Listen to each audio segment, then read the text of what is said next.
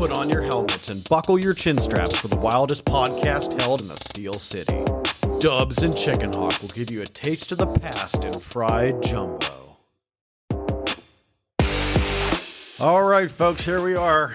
Very exciting day today. This is our 27th episode of Fried Jumbo, and I'm here with my childhood buddy, Todd Patterson, otherwise known as Chickenhawk. Good day, Dubs. Oh, good day to you. Aren't you excited with our guest? I am super excited. A guest, a local hero of ours growing up in the Norwin area. He was a school teacher for us. He was an advisor on a lot of different things, helped us through many different trials and tribulations, and we went to school with his children. So with us today, we have, I think, 93 years young, Bill Priatko. Welcome, Bill. It's a pleasure to be here. What's his moniker? Are you the longest or oldest living Steeler? Or? I didn't realize that a year or two ago, maybe a year. Mel Blount holds a fundraiser for his youth group, his youth camp out near Washington, PA. He invited about 33 of us Steeler alumni. So Jerome Bettis was the MC, and we all stood out in the hallway. They were going to introduce us one by one alphabetically. And Joey Porter was in front of me and Ben Roethlisberger behind me because he was P and I'm P and then Ben's R. So I didn't realize because I'm still out in the hallway, when when Jerome introduced me, they gave me a standing ovation. I said, what the heck, who am I Right. compared to these guys? You know, a lot of them were Hall of Famers, Super Bowl guys. And the reason was, when he introduced me, he said I was the oldest living Steeler alumni. Wow. And that's when I first realized that. And so they gave me a standing ovation. Wow. Yeah, I remember not too long ago, your 90th birthday up at on top of the hill there you in Braddock. and Tammy were there. Yeah, and you had Franco there and Dick LeBeau and I think Lynn Swan. There was a bunch of players there. I remember that, Chris, because you and Tammy were there. I knew Dick LeBeau was coming. First of all, Debbie and Kathy wanted to hold the birthday party. I said, no. I said, it's just another year. And I didn't really want to until they talked me into it. I said, as long as you hold it in my hometown in North Braddock. So I knew LeBeau was coming, he and his wife Nancy, because Dick's my best friend. But I didn't know that Franco was coming. Oh, it was a surprise. And when he walked in with his wife Dana, it floored me. And I still remember his words now that he's gone. And I came up to him and hugged him. I said, Franco, how nice, you've got a Steeler Hall of Fame event downtown today. It was Saturday. And I said, you found the time to come here. And he said, I told Debbie and Kathy, don't tell your dad I'm coming. I want to surprise you. And I said, well, you did, and I don't know how to thank you. And I'll never forget his words. He looked at me with that smile of his. He said, Bill, I had to be here. You're my dear friend. But that's the way he was. He was always making people happy. Just a warm guy. He did that with me that day, you know. Yeah, I remember that day very well because I don't know how many people there were there, but there probably were 100 or so, right? Wouldn't you say? Or 50? Well, Kathy and Debbie said they had to cut it off to the number they could fit in that room, and I guess it was probably 100-something. I forget, Yeah, but when he spoke at 90 years old, he said something very specific about every single person that came to that event. Wow. Like he remembered being Tammy and I's school teacher, civics teacher, and he remembered her playing volleyball, me playing football, and being friends. I mean, he went around and said the whole room. The whole room. Wow. Well, that was the purpose, I said, of my being there for my birthday, because everyone that was there played a part in my life, that they added a lot of joy to my life. And at every level, at every place that I went as a coach, as athletic director, even had my Pitt quarterback game, Pete Neff, and so that's why I said everything about them, because they were instrumental in making me a joyful man throughout my life. Oh, come on. Yeah. But how did you remember all that? It was off. Well, you know, when you experience those things as you go down the path of life, you don't have to research it in your mind, because every one of those people meant something to me, and just standing there and looking around at the room and looking at each one that just came back. Yeah, you Wow. just Every stay. one of them. Even my secretary when I was the athletic director at York. Wow. And of course, Tammy, Yeah. Tammy, when I had her as in my 9th grade civics class and when she was on the volleyball team, and she was a special student for me. And Right. that's why I wanted her and Chris to be there. Oh, that's nice.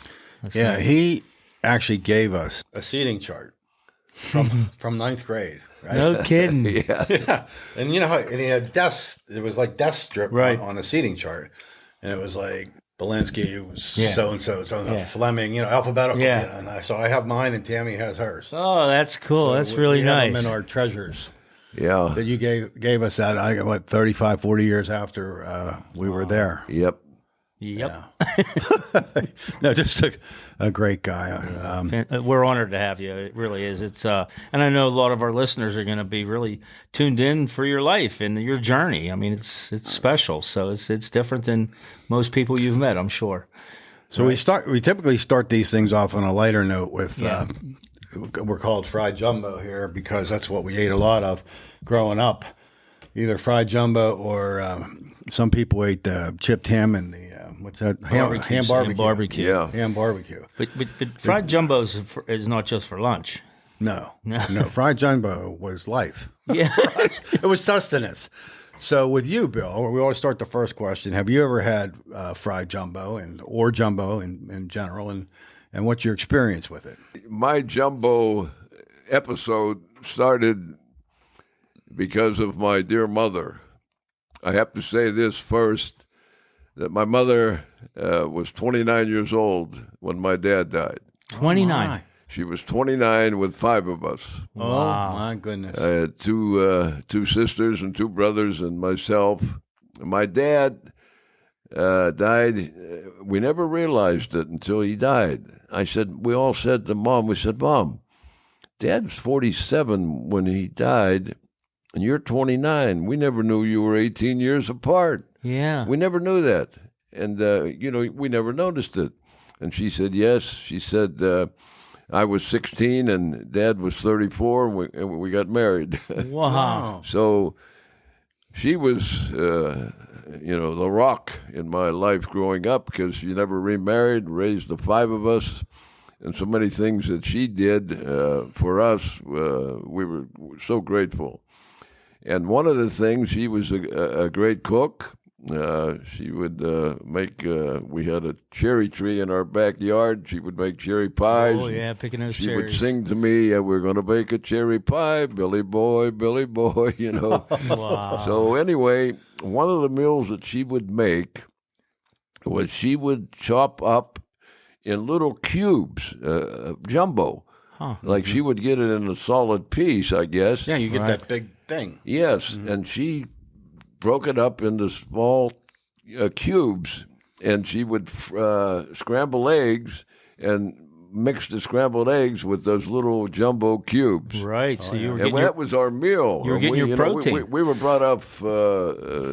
We had some tough times because they didn't have all the things they have today, welfare and this and that, and we all had to go out and work. I had 3 paper routes. My brothers, we all worked because we had to help our mom. She was young and had 5 of us. So that introduced me to jumbo, and I loved it. And I never stopped eating jumbo, except now I partake of it in a sliced form, okay? Right. And every morning for the entirety of my life, I eat 3 slices of jumbo every morning. I just had it this morning. Well, there you have it. To all the dietitians out there with all these healthy foods and things, fried jumbo can give you a long, healthy life. Well, that's what my mom, when she made those cubes, it was little fried jumbo cubes. Wow. And that introduced me to my love for jumbo. Wow. And like I say, even up until this morning, I had 3 slices of jumbo. I love jumbo. That's great. We talk to people about jumbo. Even they're from here. A lot of people don't know what jumbo is.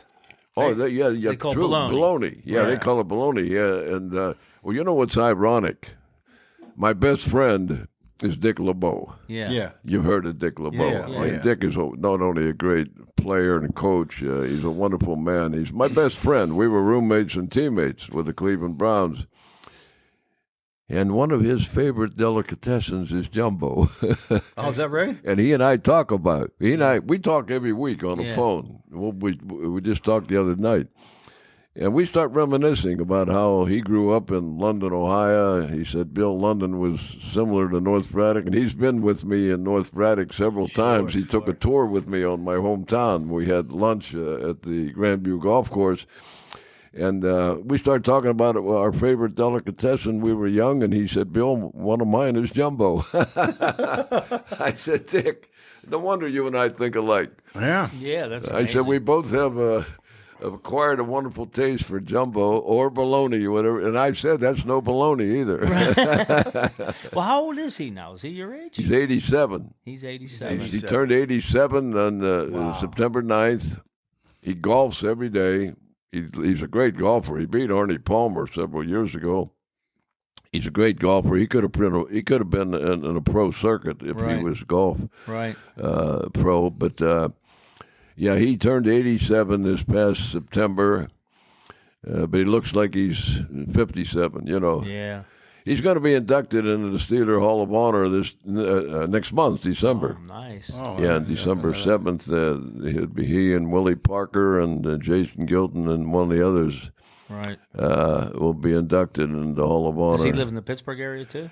He lives in Montgomery, Ohio, right outside of Cincinnati. Yeah. Yeah, with his wife, Nancy. And like I said, he's my best friend. We still talk every week on the phone, automatic. We talked Monday night. We talked at halftime of the Monday night football game. We sling the ball and evaluate the game or whoever theaters we're playing. We talk about them. And you'd have to meet him. He is, of course, you saw him that day, Chris, at my birthday. But he's just so genuine, so humble.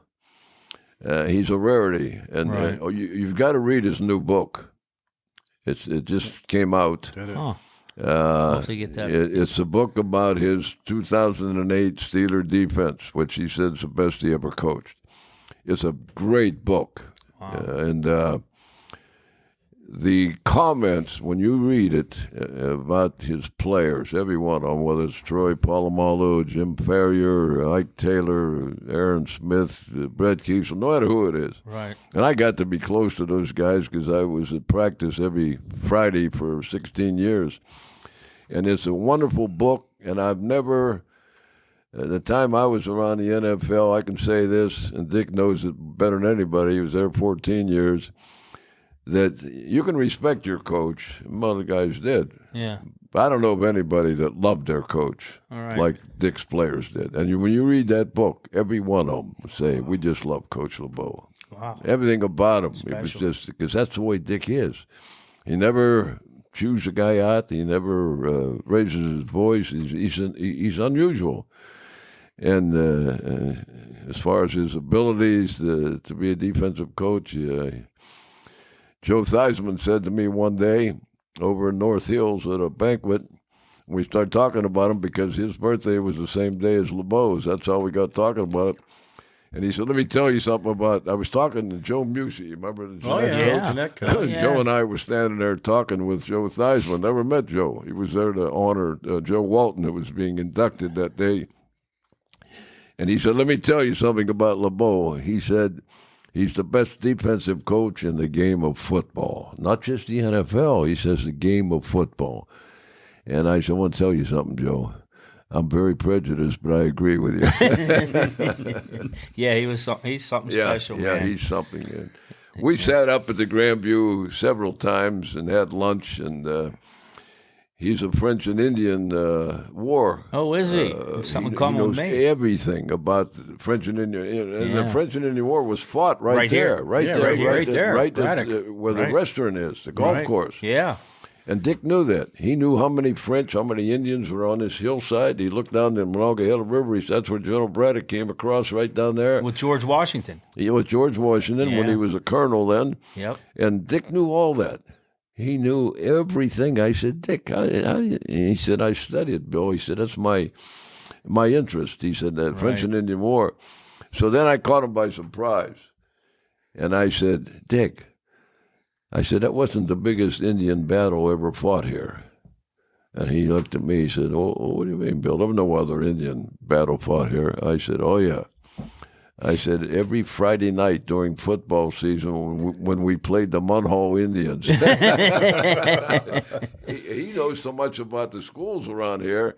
He said, that's Still Valley High School now, right? Wow. I said, that's right. That was the Homestead-Munhall merger.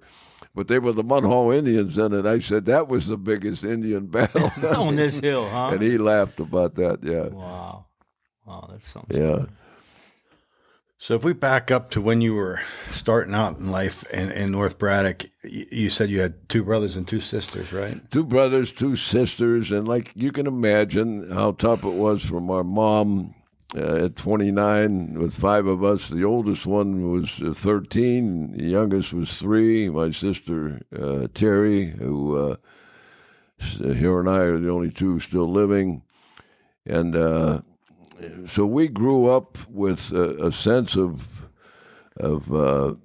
learning to appreciate everything we had, because we had to work hard to help our mom, and she taught us so many values and to learn to be appreciative for everything we had and work hard, because we had no choice. Yeah. We were in a situation where we had a mother who was young with 5 of us, and the values that she taught us. I had to mention this one thing about my mom that I'll never forget.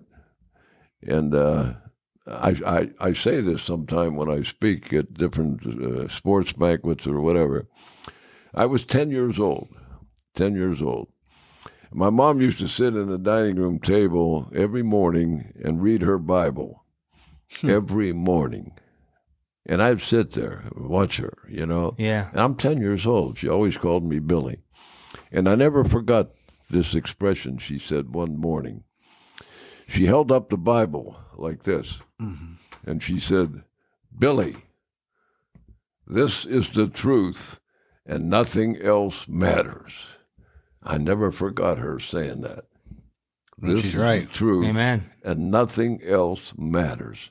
How right she was. She's right. And I kept those words in the back of my cranium to this day. Yep. And I thank my mother Yeah. Oh, that's wonderful. when she was leaving this earth at the nursing home at Westmoreland Manor in Greensburg, and I sat there and talked with her, and I thanked her for that. Yeah. She could still hear me. She was slipping. And I said, Mom, my brothers and sisters, thank you for those words that you implanted in us that helped us when we had some tough times. That's right. Yeah. Yeah. Yeah. She gave you what you needed. You lost your dad and you had a really bad setback, but she let you know that things would be fine if you just put your faith in God. Yes, right. Exactly, Chris. Yeah. Yeah, and she's right. She needed that, right? At that time, she needed that, and She knew what it was. Yeah. She lived a good life. She didn't die till she was 88, but she raised the 5 of us, and we were grateful for every word that she expressed and implanted in us. Because we didn't have a dad. She was it. How old was you when your dad died? How old were you, Bill? How old were you when you I died? was 6. You were only 6. And I was 6 years old. You barely remember. Yeah, I knew him. I knew him naturally as a 6-year-old would. There's certain things I remember about him. He was a very strict disciplinarian. Right. He was Ukrainian. Oh. See? Ukrainian, yeah. He was Ukrainian, came from there. And ironically, when I went to Pitt to play football, I was selected to the Ukrainian All-American team. Who knew there was one, right? Yeah, I knew it. I have to add a sidelight to this. because Mike Ditka's Ukrainian. Oh, is he okay. really? And then Mike, I know Mike very well. He's not in good health right now. But anyway, we were sitting down in Oakland after a spring practice game when Jackie Sherrill was coaching. About 20 of us football alumni, we were slinging a bull and talking. And I said, hey, Mike, as you made all the big All-Americans, Associated Press, International News, this magazine, this and that. But I said, you didn't make the big one. He said, what do you mean? You know that voice of his? Yeah. I said, you weren't on the Ukrainian All-American team. He said, you on there? I said, yeah, Mike. He said, how come I'm not on there? And I said to him, you weren't good enough. And he started laughing. He said, get out of here. So I had to insert that because my dad was Ukrainian. He was a tough man. That's killed him. He was 47 in December, snow on the ground, 31 degrees. He went out to shovel snow in an undershirt. That's all he had on. And my mother hollered at him from what I was told. She said, Andy, his name was Andrew, you get in here. You're going to catch cold. You'll catch pneumonia. He said, oh, he spoke broken English. He said, I will write, woman. I will write. You keep quiet.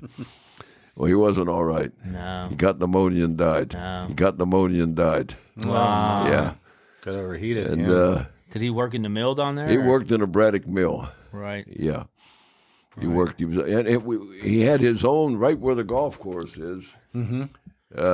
He had a little coal mine, his own coal mine. He dug in there. He put the timbers, everything, and that was the coal that we used to heat our house. Right from the hill. Right from Kenny's Hill, where the golf course is now, and he had his own little coal mine beside working in the mill. And he was such a hard worker. I could see that even as a 6-year-old. And, and then our mom picked that up. She picked up his characteristics. Right. And, Now, was she Ukrainian too? yes. Right. So Yes. was that a Ukrainian area? Were there a lot of Ukrainian? There was a lot of Immigrants there. Polish, Yeah. Slovaks, Yeah. Italians, German. I was going to say this when you talk about my hometown and growing up. I grew up on Grand Street where all the houses and the families were so close-knit. There were about 50 homes that were all right against each other. They were all built by U.S. Steel, and the steel workers purchased the homes, and there was at least 50 of them to this day, and we're right up against each other, and there was such a sense of togetherness among the people. We had everything. We had every ethnic group, every Protestant faith, every Catholic faith, Orthodox, Jewish, everything, but everybody was knit. Yeah. Everybody helped each other. Helping each other through the tough time. When my dad died, and our family was not, well off financially in those days, my dad was laid out in the living room. Right. Wasn't at a funeral home. But the neighbors brought enough food to last for half a year. Wow. That's where they were. Everybody, Yeah. when somebody died or somebody had a mishap or some form of adversity, everybody stuck together, particularly during World War II when everybody had sons, in the war. Everybody had lit candles and prayed for each other. There was such a sense of togetherness among the neighbors that you just don't see today. Right. Right? We No, you live don't. in North Huntington. We don't even know who some of the people are Right. 2 houses away. And Yeah. not when we grew up, everybody knew everybody. Right. And, Yeah. and it created such a different atmosphere with family life, Do you togetherness. Do you think because everybody, probably they were all immigrants, a majority of them, right? Majority of them were, yes. And they all had that tough life of working in the mill or the coal Yeah. mine, so they all had that That's- same. Right. See, they had that same, and they never complained. They weren't treated real well in a steel mill, from what I understand, even growing up when I was Right. told, and they used to call my dad a dumb hunky. Right. Oh, yeah. yeah. I remember that when I was a kid, people would say Yeah, that to each other. but it right? never affected him. He just kept working. They all kept working. They never complained, but because they were used to that from their. My dad was 17 when he came here from Europe, so he had that fiber, Yeah. Well, he was probably and grateful. Church was, we walked 2 miles to church every Sunday, 2 miles each way. Wow. And we had to go to church. Our dad, he laid the law down there. We couldn't miss church. No way. Right. We had to dress up, go to church. That's the way it was. Right. And I could thank my dad for that. I can still remember that. Do you think because they came from, a lot of them came from these countries because it was even worse there? There wasn't even work over there. It was worse, yes. So they were appreciative probably for what little they had. Forgive me for telling this side story about my father and the meaning of church. Our elementary school was 2 blocks from our house. We walked to school, okay? But in our church, and I belong to the Orthodox Church, we have holy days every year relative to Jesus or the Virgin Mary. We had to go to church every holy day. We had to miss school, and we went. And we have 12 holy days a year, and we had to go. Right. So one morning, I didn't know this because I'm 6 years old, but my brothers told me this later years. We got up to go to church, and my dad was shaving, and he looked around. He called my mother, Katie. My brother, George was always a rebel-rouser. He was always doing something. And he looked around, and he said to my mom, "Oh, Katie." He said, "Where's George?" And she almost fell over. George walked out of the house and went to school. Oh boy. And 2 blocks away, he walked down and went to school. And he said to my mother, "What's the matter with you, Katie? You know he go." "Well, what do you mean he go to school?" He stormed out of the house. Uh-oh. Went down the 2 blocks to Britton Avenue Elementary. Miss Miller was our principal. I'll never forget her. Wonderful principal. And he walks in her office. He says, "Where's my boy George?" She said, "Oh, Mr. Priatko, you can't go down. He's down in room 2 in Miss Anto's room." She said, "You can't go down." He storms down the room. He opens up the classroom door, and my brother George, he come over and grabbed him behind like a little kitty cat behind the collar, pull him out. He said, "Come on, you go." And Miss Anto says, "Miss Priatko," she says, "George can't go. We're having a test on Marco Polo, Christopher Columbus." And you know what my dad said in his broken English? What? I thought it was a classic. He said, "I don't care about Marco Polo, Christopher Columbus. My boy go to church to learn about Jesus Christ." That's what he said. And George, he said, "Down the hallway we go, up the hill, and off to church." Off to the I found that out years later. I says, we called my brother George Chutch. I said, "Chutch, that's a classic."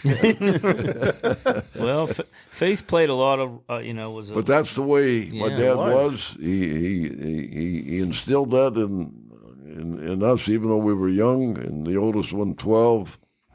And my oldest brother, John, who was 12, before he went to school, for 2 hours from 6 to 8, he swept the borough streets with a big swept the streets. That's what they used to do in those days. And they hired him for those 2 hours a day, Monday through Friday, so we could have some money Some cash, to give to our mother. And he did that before he went to school every day at the age of 12. Wow. That's how we learned and had to do things like that to help our mother. Yeah. And, The community recognized that you guys needed a little bit of help. If it and wasn't made for it my happen. brother John, I could never played football because my mother didn't want me to play. She's going to get hurt and all that, And my brother talked her into it. He said, "Let Bill play," Yeah, And that was I my did. next question. I Like, how played did- football, basketball, and baseball in high school, and I was so grateful that I could. Yeah. He got me a football scholarship to Pitt, and then my mother was happy when that happened. Right. Oh, yeah, I bet. Then she was happy. Did she live her whole life in Braddock, or? Yes. Well, later years we moved to Swissville, because the bus service to North Braddock was discontinued for a while, and she had no way of transporting herself to go to shop in Braddock. So we didn't appreciate it, but my brother, who was older, said, well, Mom, we're going to move you to Swissville where there's a bus right around the corner.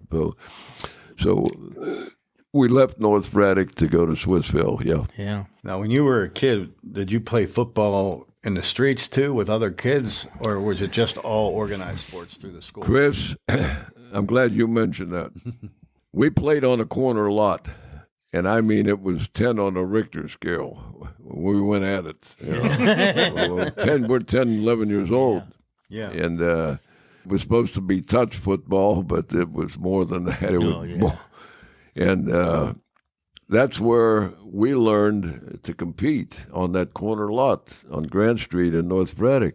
Wow. I mean, we had great games. And I can recall I was 10 years old, and I used to tell the neighbors, I said, someday I want to play for the Steelers.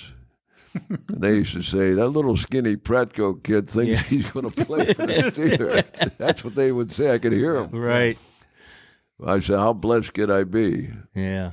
Years later, I'm wearing a black and gold playing for the Steelers. Wow. And I said that when I was 10 years old on that corner lot. And I'm so grateful for those days and how we learned to compete and everything. In basketball on the street corner, we had the hoops up, and baseball on the field. And just great youthful competition that helped prepare us for competing later on. In my case, I was the only one in my family that was able to compete in sports because everybody else, my brothers, had to work. So I was grateful that I was able to and got a scholarship, and that led me to at least kick around the NFL for 3 years, and none of it would have happened if it wouldn't have came out of that little corner lot on Grand Street in North Braddock. Yeah. In the competition you had as kids. Yeah, that Just competition. having that interaction. So even today when people say, kids not playing sports is almost a metaphor for life. I mean, it teaches you how to personally dig deeper, work harder, right? Get along with where where that Grandview Golf Course restaurant is. That was our ball field up there. We went up there for baseball, football, and baseball. Everything. We went at it. Had to be windy up there. We went up at 8, 9 in the morning with a bag of 5 sandwiches and a bottle of Pepsi, and we stayed there till 5 o'clock playing all day. Yep. All day. And your mom always knew where you were. They never had to worry about where we were. We were up in Kenny's Hill playing. Right. And we did that for all of our youthful years. And, it helped formulate us, the competition. We've had that conversation a little bit and some other interviews where, today's kids are all with that digital stuff and, getting all that phone and digital, and they don't get outside and just be kids, right, and interact as human beings, Well, we were lucky. It went from our generation that followed you, your generation. We got to have those same playground days. Like we played football all day. It's amazing what your coach said to you that you remember. You know how that is. Oh, yeah. Johnny Reed was our high school coach. Great coach, great man. He had us down on the field one day. We were in a huddle after practice, and I could hear his voice. He said, "Boys," and he always pulled his bill up. Drawers up. He said, "I want you to remember this. Not only down here on the field, but later on in life, you're going to find out you got to grit your teeth. You got to grit your teeth." Mm-hmm. And we remembered that. He said, later on in life, not only down here on the field, you got to grit your teeth. And we remembered that. I remembered it. I'm sure a lot of you did. And then, so coincidentally, years later, I played for a great, I think, probably one of the 2 greatest NFL coaches, Paul Brown at Cleveland. Yeah. And I could hear his voice in the locker room one day. He called his team guys. He always said guys. So one day he said, "Guys, You have to be made of the firmer stuff. You have to be made of the firmer stuff. Grit your teeth. You got to be made of the firmer. Those things stay with me. Yeah. Ironically, those two coached against each other in Ohio. Paul Brown at Massillon High School, Johnny Reed at Canton McKinley High School, where they were rivals. And John coached at Canton McKinley after he left Scott, and then came back to Scott. And Paul Brown used to always say to me, he said, "Bill, where's Johnny Reed now?" And I used to tell him, he said he was a good coach, but he couldn't beat me.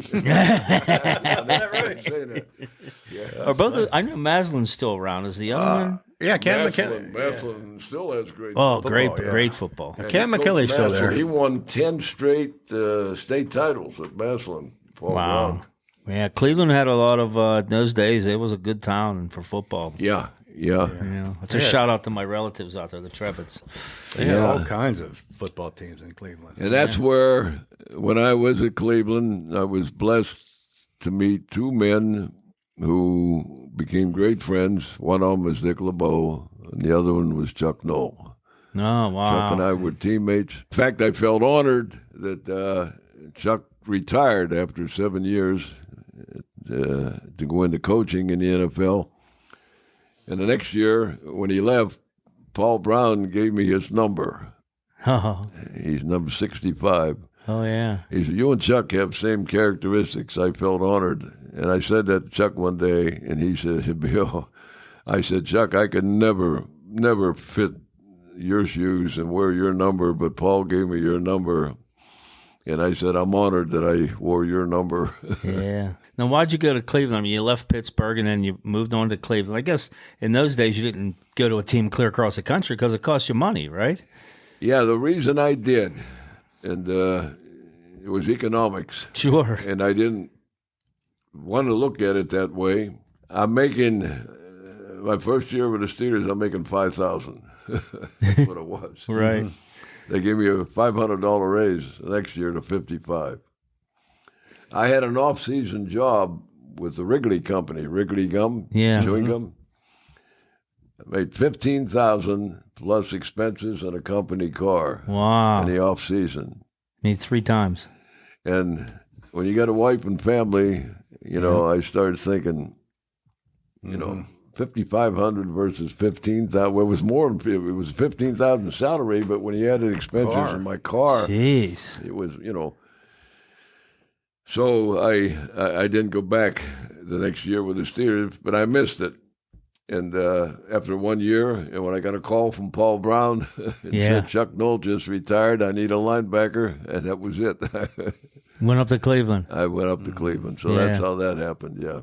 Well, that's not a far commute for you either. Going to Cleveland, that wasn't bad. The man I used to commute with, we used to drive back and forth. We didn't have to practice till Wednesday. Paul Brown didn't have no workout Monday or Tuesday. Was Lenny Dawson. Oh, really? Yeah, Lenny was our quarterback at Cleveland. And he lived in Allison Park, and he and I would drive back and forth to Cleveland. Boy, I didn't know he lived in Pittsburgh. Me neither. Yeah, he lived in Allison Park. Well, he was my Steeler teammate. Was he? Yeah. My rookie year with the Steelers, our quarterback was Earl Morrill. Yeah. Lenny was number 2, and Jack Kemp was number 3. Wow. Those guys all went on to win championships. Yeah. Buddy Parker cut every one of them. Oh, man, that's not good. Huh? Yeah. Yeah, Earl Morrill, he was from Pittsburgh, right?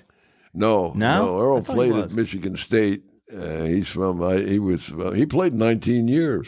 Wow. 19 years in the NFL. That's a long time. Yeah. Yeah, those days that was a long time because they didn't. Their health care wasn't so good. Yeah, those days that was a long time because they didn't. Their health care wasn't so good. I never knew this. My second year at Cleveland, Paul Brown had a weekly TV show that he had on, and somebody from Cleveland called me. I tore my thigh muscle. In those days, you just went home. Yeah. That's it. No injured reserve, nothing. And that was it. I couldn't run. And the guy said to me, I was listening to Paul Brown's TV show that night. He said I had to make a a tough decision today to leave a guy go on injured reserve, we called it. And he mentioned it was me. He said, I think Bill could have played with us for 10 years if he wouldn't have come up with that injury. Yeah. But that was it for me. Yeah, they didn't have any health never- facilities to take care of you. I can never run again. To this day, I can't run a sprint. It'll snap on me. No kidding. Yeah, I can't. Yeah, there's no physical therapy. Yeah, there was no See, in those days, there's none of that. none of that. Guys will break their leg. They send you home. That's it. That's it. That's it. You're done. No more money. That's it. Wow. What a world of difference. It's so Yeah. different today. LeBeau and I talk about that all the time. I said, Dick, how much of a bonus you get to sign? He said, $500. I said, that's what I got. I thought I was a millionaire. Yeah. Right. Paid for my wedding, my whole wedding, Wow. $500. Wow. I got a 5-piece Polish band from Braddock for $25. 25 bucks. Frank $5 a Bednarczyk person. and his orchestra. I'll never forget. They Well, who played was it? polkas. Frank? One more time. He was Frank what? $25 from Braddock. Frank Bednarczyk. I'll never forget it. He had a 5-piece polka band. Wow. Each meal cost $1.25. Wow. And Wow. it paid for. My mom said when I got the bonus check, she said, Billy, I never seen that much money on a check in my life. $500. Wow. Can you imagine? No. Now what they get? Yeah. It's astronomical. Some of I those guys can't believe make it. What $50 you gonna million. do, turn it down, Right. Wow, that's amazing. Altogether different. Yeah, you mentioned your knee. I mean, so you were playing. You told us earlier you had a bad knee. You were playing with that knee when you were at the Steelers and the Browns with no ligament or cartilage. Yeah, Or, yeah. Well, it never bothered me was a until a month ago. Isn't that so? It never bothered him until he's 93. That's 93 years incredible. 3. Now I guess I can't walk. Wow. But you, did you at Pitt play linebacker too there? When you were at Pitt, did you play linebacker there? When I was at Pitt, that's a good question. I Yeah. could never understand this. When I was at Scott High School, I was an end Right. offensively and a linebacker defensively. Okay. And I go to Pitt, and Red Dawson was our coach, and he said, Bill, we're going to make an offensive guard out of you. Offensive guard? I said, I never played offensive guard. Yeah. So he makes an offensive guard, and that's what I am. Because we had a 2 platoon, went one way. So I played offensive guard. Then in the NFL, I go back to playing where I should have been, a linebacker. Wow. Yeah. Did you play in the middle or on the outside or what? I was outside. yeah. Outside. Yeah. Well, they didn't have the depth at Pitt, I guess. I don't know. Yeah, he just said, we're moving to offensive guard, and I had to learn in a hurry. He must have saw something that I didn't see. Mm-hmm. And so for 4 years, I went offensive guard, pounding, boom, boom, boom. Boom. Yeah. Wow. Yeah. Did you do a lot of pulling at the guard Oh, position? yeah, we pulled a lot. Yeah. It was running all the time, man. Yeah, we had... That might be why they needed your speed, to get out. Yeah. They might need you to, I mean, in those days, pulling guards were really part of the offense. Almost Yeah. like a full, More than like today. a Yeah. fullback. Yeah. Yeah. I can never understand. See, I'm a old school two back guy. Why? You had Rocky Yeah. Bleier and Franco Harris. Chuck knew what he was doing. They don't do it anymore. Yeah, it's odd, It's back in a shotgun and one setback most of the time. And you can see that defenders sometimes bust through there, and there's nobody to block To them. me, it makes it easier for the defense. Yeah, nobody You to know, block them. you got 2 backs back there, and you fake a play one way and give it the other back. You Yeah. got the middle linebackers thinking who's getting the ball. But today, Yeah. Yeah, there's no they counters make it or easier. any But I don't kind of know. Right. misdirection. Yeah, There's none of it. I mean, misdirection plays keep you guessing as a linebacker. Yeah. But today, maybe that's why Chuck Noll was so successful. Well, there's some of those teams out there. If you saw San Francisco, they have that one coach. Remember, his dad was a coach. They pull a fullback in for San Francisco. A couple teams still pull him in. Yeah. A lot of the guys that had their dads coach and stuff, they still have a little bit of that philosophy. Yes. And it works. I mean, and they send them fullbacks out to catch passes, too.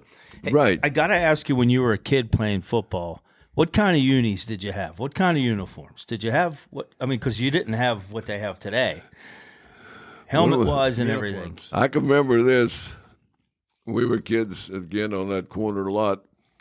Somebody got a helmet for Christmas. Okay, that was a big thing. That's huge. That Because dude we was probably like played- a bowling ball. Where do you even get one back We then? played, boom. I don't know how we didn't get concussion, all that stuff. Concussions. We got so many concussions. Yeah, you probably had tons of They'd say, how many fingers up? You'd say 2. You're all right. Get back in. Not today. But anyway, one of the guys got a helmet for Christmas. Oh, man. We thought we passed it around. Everybody got a chance to wear it for one play. Now it's your turn. We put it on. Wow. And we're playing with a helmet. And we said, gee, Minnie Crib, a helmet. This was, we didn't actually wore them in high school, but playing on a corner lot at 10, 11 years old, a helmet was a big thing. Wow. And it was like somebody getting a baseball glove. Somebody got a baseball glove for Christmas. We said, oh, man, we can catch now with a glove. At the outset, you know what our football was made of? Mother's Oats box was rags in it. Right. That was our round That was thing. our football. Nuh-uh. Yeah. The oatmeal box. Yeah. That oatmeal can is Oatmeal. No, it was a cardboard Mother's Oats Right. cereal box. Yeah, it's round, We kind of stuffed- cylinder. yeah, looking. cylinder. We, looking. we stuffed rags in it, and that was our football. Wow. Until one day, again, somebody got a football for Christmas. We said, football, man. You guys were probably all jealous of whoever got it. Yeah. Mackerel, Johnny got a football. But the first pro game I played in was against the Redskins. And they had a quarterback called, he was a little guy, Eddie LeBaron. Yeah, I've heard of the name. Eddie LeBaron. He was 5'6", Wow. but he ran like a scat back. Remember him? Yeah. Yeah. In between all of the football, and I owe so much to it, my greatest experience was being in the Air Force Honor Guard. My greatest. Yeah. How did that happen for you, Bill? When I speak this Saturday to the Veterans Group in Greensburg, they want to hear about that. Yeah. You're getting a little condensed version. I was in Air Force ROTC at Pitt Yeah. because I wanted to someday serve in the military. So I got my commission as second lieutenant.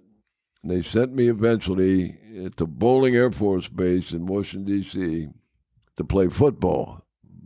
They didn't have the Air Force Academy then. That was the Air Force's representative team.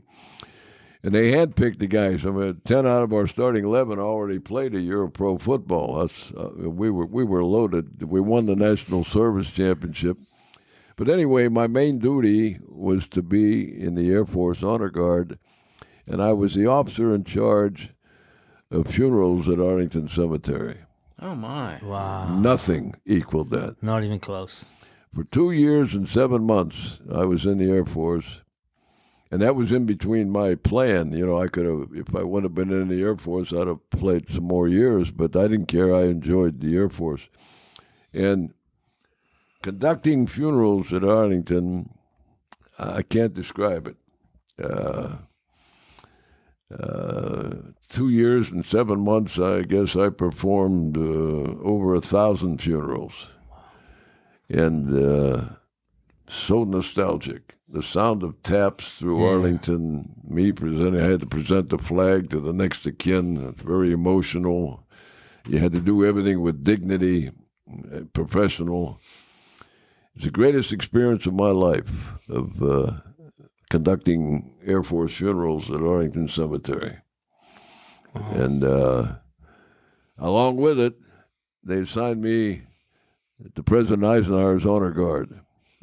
Here I am with the President of the United States at ceremonies. Wow.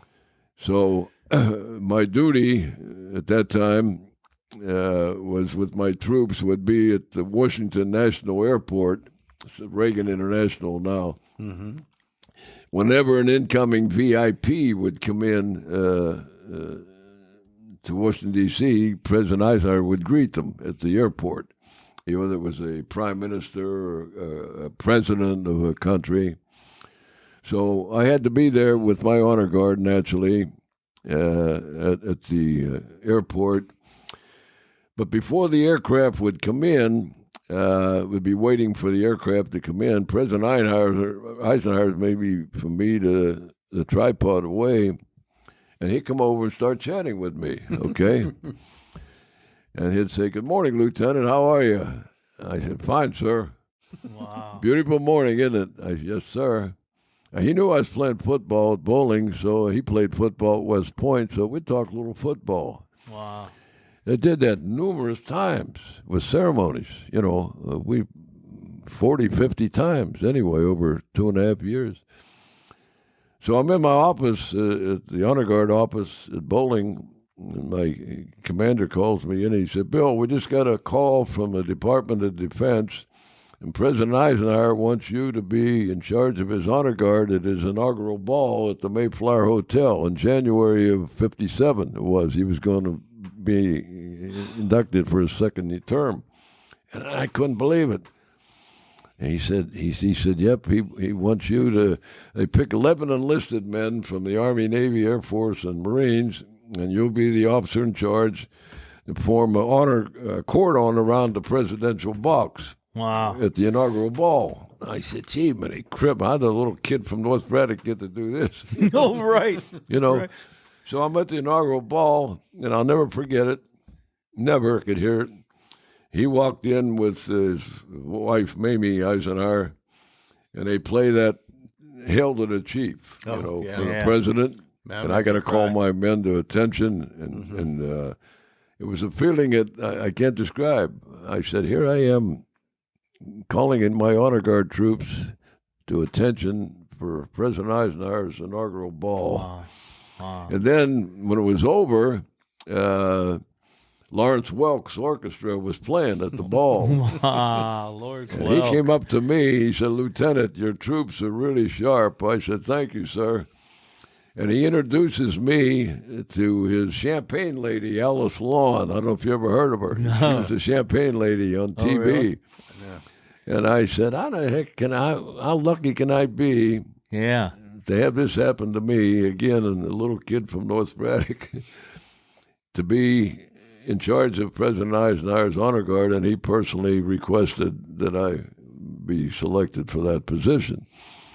And it was the finest experience of my life, being in that Honor Guard. Wow. Yep. Yeah, you're blessed. Well, you have such a great American story, right? Coming from a home where your mother instilled those strong values in you, and I boy, said, the world led you. I'll never forget, that those are the things in life you're grateful for, and I'm grateful for it. And never thought years later, 2 years ago, they celebrated, they had a big story about the Greensburg Tribune. Yeah. We celebrated the 75th anniversary of the Honor Guard. Wow. And so I went down with Debbie and Dan, and it was a big banquet, 75th anniversary. There were a few of my troops there, and they called me up to the dais. Caught me by surprise, and they gave me the Praetorian Award, it's called. What's given that, to Air Force Honor Guard, usually enlisted man. It's always been enlisted man. They never gave it to an officer, and I was in awe. That's why I fell over when they called me up to the dais. It's called the Praetorian Award, given to the Honor Guard member who served with professionalism and all that stuff. And they gave me the award, and I said, I got to have all this happen to me in the twilight of my life, Yeah. I said, the Steelers say I'm the oldest living alumni, now I get this award. And I said, I can leave this earth and thank the Lord more than ever for blessing me at the twilight of my life. And then to be part of this. I mean, something special. Boy. Hey, I don't take this for granted. I appreciate you doing it. No, it's our pleasure. No, it's our pleasure. I mean, you just have meant so much to our community and our city, just our Western PA, through the years. You've done so much for me personally and Tammy, but the community as well. And your son, Danny, I see him at the Planet Fitness, and yeah, you know what he's like. And like at work sometimes I would, you get down on yourself or something because things aren't going your way. Dan's favorite Bible verse, one of his two favorite, it's in the Philippians 4:11. Paul says, I am content to be in whatever circumstances I am. And that's the way Dan feels.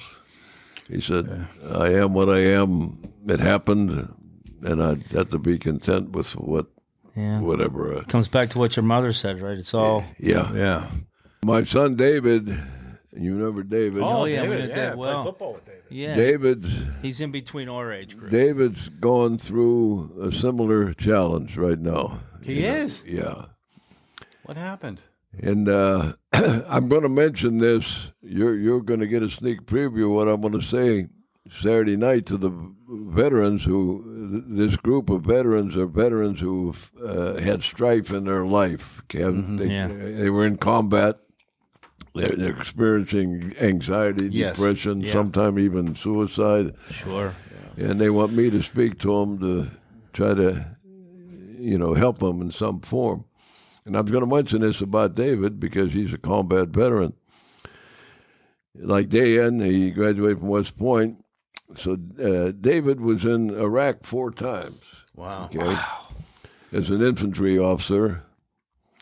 And David, he's like Chris. He's humble. He never said anything. He's always been a quieter guy.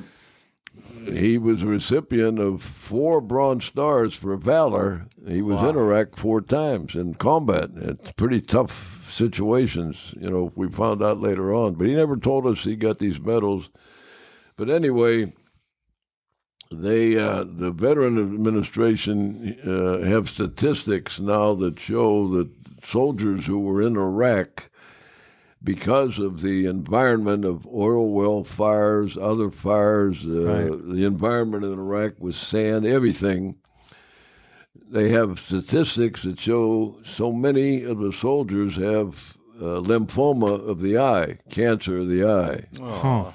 Well, David just come down with that this past year. He's got this lymphoma, cancer of the eye. And that was as a result of his being in Iraq. So he has to have 16 injections, chemo injections into both eyes. I think he's had about 8 or 9 of them now. Then he has to have 4 infusions, they call them. Each infusion requires him to be in the hospital for 3 days. He's got to stay there while they give the infusion is designed to try to prevent the lymphoma from spreading to his brain or any other part of his body. Right. So he called me last week. He said, Dad, I feel bad. I want to be up there next Saturday night when you speak in Greensburg, but I've got my infusion treatment that weekend. He'll be in the hospital. He said, I feel bad. I said, David, don't worry about it. So he's got that challenge now, but he knows how to handle it because he knows where his strength is from, the good Lord. And it's a tough battle for him, but he'll overcome it. Yeah, he will. And, he will. I'm going to mention these to the veterans who are having some problems and how they can handle it, because you can grit your teeth, you can be made of the firmer stuff, but only the good Lord gives you the real strength. And they got to understand that, and that's the way David and Dan feel. And so David will he'll overcome it, and he handles it well. Yeah. But it's a challenge, and it's everybody has different forms of adversity. Everybody That's right. does. Everybody I don't care what it is. That's right. And how do you handle it? That's right. You just there's only one way to handle it. You got to look to the guy that died on a cross for us. Amen. That's the way you handle it. It's the only way. That's right. It's the only way. It's the only way. Yeah. That's You right. can grit your teeth and be made of the firmer stuff, but that's not enough. That's right. Just like your mom said, it's all right here. Yeah, that's right. All in the Bible. Yeah. Yep. Next time on Fried Jumbo. I always love what my buddy Dick LeBeau says. Dick says to me, Bill, my mother taught me. That's ironic. He said his mother taught him that. Yeah. She was 90 years old. And he says to me, Bill, no matter what it is in life, whatever form of adversity, whatever it may be, he said my mom would say, Dick, onward and upward. And Dick Don't says, look back. Dick says that to me every time we talk. He'd say, Billy, onward and upward.